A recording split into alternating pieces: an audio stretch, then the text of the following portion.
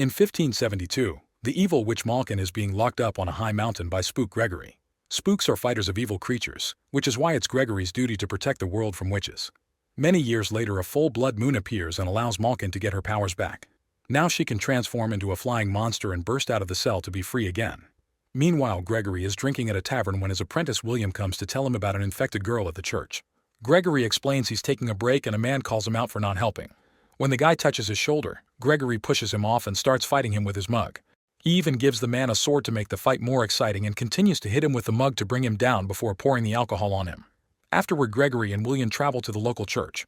Once they're properly armed, they enter the building and find a possessed child chained to a column. She uses her power to throw a cross at them, but Gregory easily catches it. After the father confirms she's been like this since last night, the girl starts talking with a demonic voice to inform Gregory that Malkin has escaped. Realizing the witch is the one possessing her, Gregory puts a bag of magic powder around the girl's neck, which causes her to collapse. Dark energy comes out from her body and now she sounds like a child again, so her parents take her away. Then the dark energy comes together to form Malkin, who starts taunting Gregory and tries to charm William to no avail. When Gregory gives the sign, William throws an axe at the rope in the ceiling to make the bell fall, but Malkin dodges it and transforms into a beast to slash Gregory's chest before trying to fly away. William hits her with an arrow and throws a silver net at her, so Malkin flies through the door to drag him and makes him hit his face against the wall. However, William doesn't let go of the net and holds onto it long enough for Gregory to catch up to help. The men pull together and the silver in the net weakens Malkin until she's forced to take her human form and falls. They put her inside a cage, but when Gregory is in the middle of closing it, Malkin grabs William and pulls him into the cage with her. She chokes him and fills him with darkness until he's dead, so Gregory lights the whole cage on fire for revenge. Unfortunately, Malkin transforms into a beast again and breaks the cage to fly away. In a forest nearby, Tom is trying to hunt, but his sister scares the animals away when she reminds Tom there are farming chores to do. Tom isn't a good hunter, but he keeps trying because he wants more in life than feeding pigs. Suddenly, Tom starts shaking and has a bunch of visions that show him Gregory and a mysterious woman. Tom has these visions often, so his mother doesn't hesitate to comfort him. Moments later, Gregory shows up at the farm and the mother immediately hides her necklace. Gregory explains he's looking for a boy who is the seventh son of a seventh son and demands to be fed. Tom admits he's the seventh son and Gregory offers the family money to take him away. The mother thinks it's too dangerous, but Tom wants to do it because he recognizes Gregory from his visions. Before they leave, the mother gives Tom her necklace, saying he must wear it at all times. Meanwhile, Malkin returns to her lair to find her sister Lizzie badly burnt. Malkin immediately heals her, then she uses her magic to quickly repair the place. After a long boat trip, Tom and Gregory make it to the city. Gregory gives Tom some money and tells him to buy supplies while he goes to the tavern. While Tom looks around, he discovers the locals have captured a woman named Alice and intend to burn her because they think she's a witch. Tom recognizes her as the girl from his visions, so he rushes in to save her. He tells everyone he's Gregory's apprentice and that he'll get rid of the witch, so they let him take her away. Once they reach a private spot, Tom cuts the ropes and Alice warns him that Gregory's apprentices always get killed. Before she leaves, she asks Tom not to tell Gregory about her. In the evening, Alice goes to the evil lair, revealing she's Lizzie's daughter. Malkin is glad to hear Alice has been spying on Gregory and announces that they have to summon all the dark creatures in the land to wait for the full moon blood. Back to Tom, he's crossing the woods with Gregory and keeps getting startled by creepy ghosts. Gregory explains spooks only kill aggressive monsters and that they need to stop Malkin soon. Tom starts trembling and has a vision of Malkin's escape from the cage. He passes out and doesn't wake up until next morning to discover he and Gregory are on a boat with a troll named Tusk. Eventually, they reach land and visit Gregory's home, which is full of weapons, books, and advanced contraptions. Tom finds a tapestry that shows the Falcons, an order of noble knights who fought the forces of darkness and trained all the seventh sons of seventh sons. There used to be thousands of them, but nowadays the only one left is Gregory. An apprenticeship usually lasts 10 years, however Gregory says he only has a week to train Tom because they must stop Malkin before the full blood moon. This event happens once every century, and last time it made the witches so strong that they started a war. That night, Tom is woken up by Gregory's voice asking for help. He goes to investigate and finds some armor with a skeleton inside, but nothing else. When Tom turns around to leave, the armor suddenly glows and starts moving. Tom begins running as the armor comes after him, destroying any door that gets in its way. It throws a spear that Tom dodges before climbing on some contraptions to gain height and reach a platform. The armor uses a chain to climb to the platform too and begins attacking with its sword, destroying its surroundings since Tom keeps dodging. Then the armor throws Tom off the platform and jumps after him to grab him, but before it can kill him, Gregory disarms it. Using his staff, Gregory quickly overpowers the armor and hits it until he destroys the darkness inside.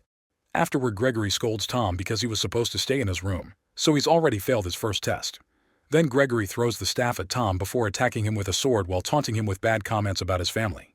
Tom isn't a very good fighter yet, and Gregory quickly corners him with a sword to the neck before announcing he's worthless. A frustrated Tom throws a sword right next to Gregory's head, which convinces him to continue the training. Gregory teaches Tom about Malkin's demonic minions and her powerful lieutenants.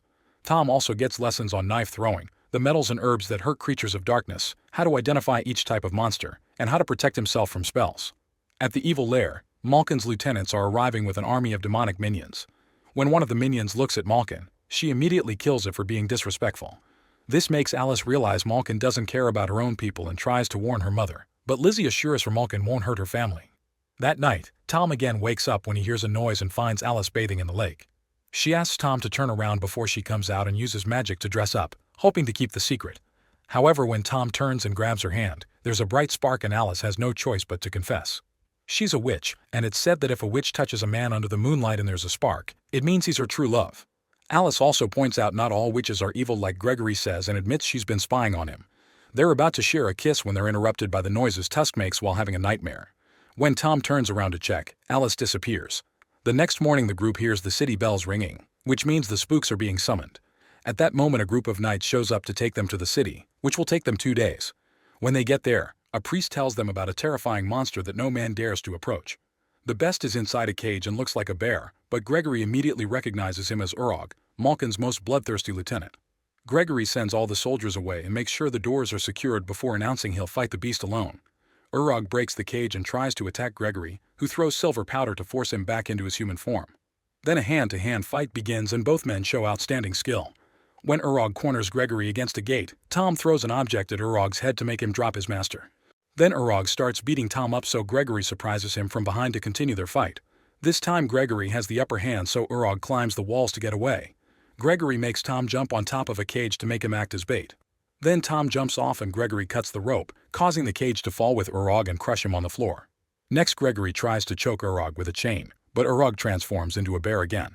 Tom throws more silver powder to reverse the spell before he and Gregory work together to push Urog into the cage and chain him up. Now the knights can pour oil into the room and Gregory asks Tom to start a fire to kill Urog for good. However, Tom doesn't dare to kill a person and Gregory has to do it himself. After Urog burns to death, Gregory tells Tom he's useless if he can't kill witches and they split. All this is seen by Alice, who approaches Tom in private. She's been researching the spark and explains sometimes it can mean a shared destiny, but other times it's just some dust. Alice also reveals that Gregory used to be in love with a witch. Suddenly Tom kisses her and the new couple spends the night cuddling. Tom wants to run away with Alice and take her somewhere safe, but Alice says there isn't such a place. This triggers a vision that shows the world overtaken by darkness and Malkin killing Gregory. A worried Tom decides to return to his master and kisses Alice goodbye. Meanwhile, Malkin receives the rest of her lieutenants, who inform her of Urog's death.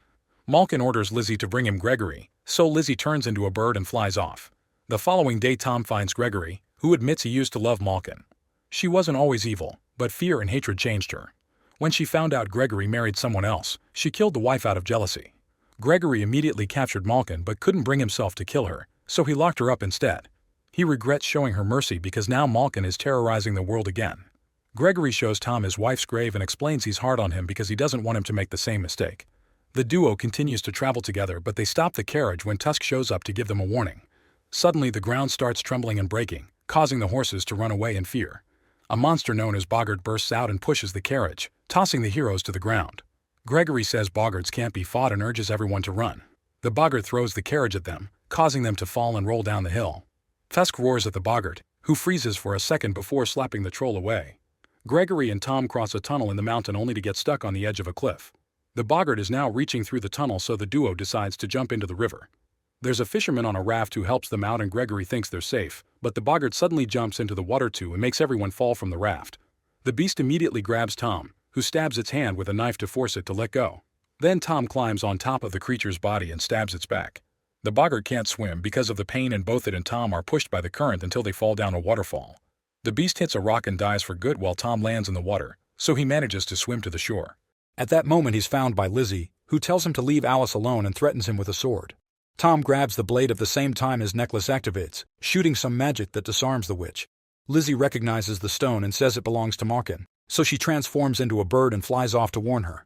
Minutes later Tom reunites with Gregory, who sees the necklace and recognizes it as the Umbran Stone, the witch's most sacred talisman. It strengthens their powers and makes their illusions seem more real. If Tom's mother had it, It means she's the witch who stole the stone from Malkin and explains Tom's visions. At the lair, Malkin is trying to convince Alice that Tom is as cruel as Gregory. Alice swears he isn't, so Malkin offers her a deal. If Alice gets the stone from Tom, she won't kill him. Then Malkin uses her magic to charge up her lieutenants and sends them to attack the city. The front gates explode before the lieutenants land and begin killing people all over the place. One of them transforms into a big monster while another one uses multiple arms to fight with swords. Tom's mom leaves her daughter with a friend before using her power to throw a pitchfork at a lieutenant, getting him stuck on a pole. Then she steals his staff and kills him with it. Malkin is nearby killing knights and senses the magic, so Tom's mom tries to attack first. However, Malkin captures her with her tail and burns the woman to death. In the mountains, Alice waits for Tom to be alone to approach him. After a kiss, she asks him to run away together and Tom admits he loves her. The conversation is interrupted by Gregory, who captures Alice by throwing some bolas. He insists she's a spy, but Tom doesn't believe him and cuts the rope to let her escape. A furious Gregory grabs Tom and shows him the stone is missing, which means Alice only kissed him to steal it. Tom runs into the woods to try to find Alice only to be surrounded by Lieutenant Roderick and his minions. No matter how hard Tom fights, there are too many of them, so Gregory and Tusk join the battle as well. After enough minions are knocked out, Tom's group tries running away but finds the way blocked by a cliff. A bunch of minions appear with a trunk and push Tusk off the edge before catching Tom with some rope around his legs. As they drag him down the cliff, Gregory offers his staff to help him up. Unfortunately, Tom slips and falls too. Rada uses the distraction to throw a chain at Gregory and drag him into a net. The lieutenant wants to kill Gregory, but he has orders to deliver him alive. Meanwhile, Tom has survived the fall and sees a vision of his mother's death. Her ghost appears next to him and tells him to fill his heart with courage because he's the only one who can use the stone to stop Malkin. Ready to fight, Tom finds Gregory's staff and helps Tusk, who is still hanging off the edge. That night in the lair, Radu uses blades to cut off Gregory's ropes and kicks him out of a cage to send him to see Malkin. Radu informs the witches that Tom died when he fell and Lizzie tells her daughter it was for her own good, but Alice still gets angry and disappointed. Using the stone, Malkin tries to hypnotize Gregory to make him join her. Gregory comes closer, but before they can kiss, Alice reaches between them and steals the necklace. She dodges a few guards and runs away while the spell breaks, so Gregory screams in panic. Malkin grabs him with her tail and throws him against a building before transforming into a beast to fly after Alice. Lizzie begs her not to kill her and is ignored, so she transforms as well to follow them. When Malkin is about to attack Alice, Lizzie grabs her wing and brings her down, causing them both to crash against some columns. One of the columns starts falling, so Alice rolls out of the way, accidentally leaving the necklace under the debris. Lizzie falls when Malkin begins breathing fire, but the witches won't stop fighting. Radu breaks the ground as he transforms into a big beast and roars in Gregory's face. At the same time, Alice tries to hide and is found by Tom, who threatens her with a knife as he asks for the stone. She explains she lost it and that she only stole it to protect him. When a minion finds them, Tom throws a knife at his face and gives away their location to the other enemies. Tusk jumps in to block them, and now he and Tom can fight the minions hand to hand. Tom uses Gregory's staff and Tusk his amazing strength. Alice also has to defend herself and Malkin tries to use the distraction to attack her, but Lizzie tackles her in the air. Tusk continues to fight the minions while Tom is stuck with a very fast lieutenant who keeps slashing him with her knife.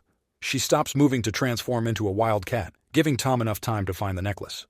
He puts it on and activates the power of Gregory's staff, which allows him to burn down a lieutenant in just a few seconds. Alice is still running around, and after killing a minion, she encounters a lieutenant too. He quickly overpowers her and is about to kill her, but Tom attacks him with the staff and burns him to death. Meanwhile, the Radu beast captures Gregory, who tells him he has no honor for not fighting him as a man. Radu transforms into his human form and gives Gregory a blade so they can fight in equal conditions. It seems their skills are similar, however Gregory soon gets a big slash on his stomach and has to hide. Radu brings down a column to force Gregory to come out, so the spook quickly retaliates with a chain blade and finally brings his opponent down to kill him. In the sky, Malkin grabs Lizzie to bite her neck and stab her with her tail. Lizzie immediately stabs her back and both witches cry in pain as they fall to the ground. They both go back to their human forms, and when Lizzie begs for Alice's life, Malkin calls her a traitor and kills her. Afterward, Malkin enters her lair and Gregory tells Tom he must do this alone. He goes inside and gets ready to stab Malkin, who is only pretending to feel weak, to grab him by the neck. Before she can kill him, Tom shows up and throws a knife that finally kills her. After Malkin whispers something about a curse, Tom sets her on fire. Sometime later, Gregory uses his staff to burn a tattoo on Tom's hand, which officially marks him as a spook. Alice comes to see him and wonders if the spark had only been dust, so Tom kisses her to prove his love is real. However, he's chosen the life of a spook and must leave. Gregory can now retire and leaves the staff, his home, and Tusk under Tom's care. At that moment, the bells ring in the city, summoning Tom for his first job.